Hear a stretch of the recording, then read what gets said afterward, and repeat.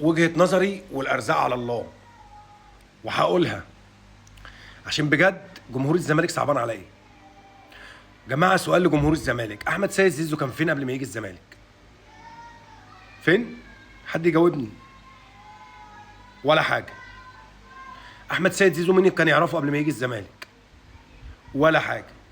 احمد سيد زيزو لما جه الزمالك وقت وجود فرجاني ساسي وبن شرقي وطارق حامد والناس اللي كانت موجوده برضه ولا حاجه. عارفين يا جماعه ايه مشكله الزمالك والزملكاويه حاليا مع صفقه زيزو او رحيل زيزو او تجديده او الكلام ده كله؟ مشكله الزمالك والزملكاويه ان هم عملوا منه اسطوره لان هو الوحيد. هو الزمالك حاليا في مين غير زيزو؟ ولا حد.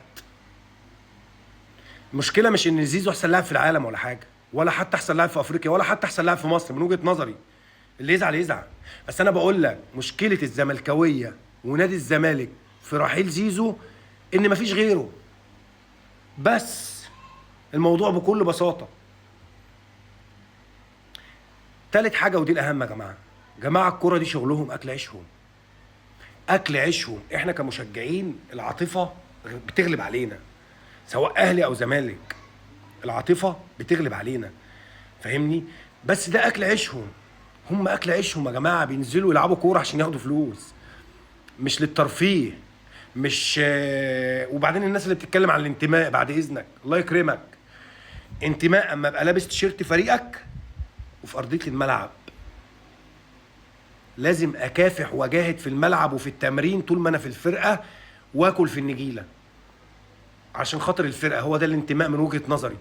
اما تيجي تقول لي انتماء ان انا يبقى جاي لي 170 مليون في السنه واخد 50 مليون، ابقى عبيط.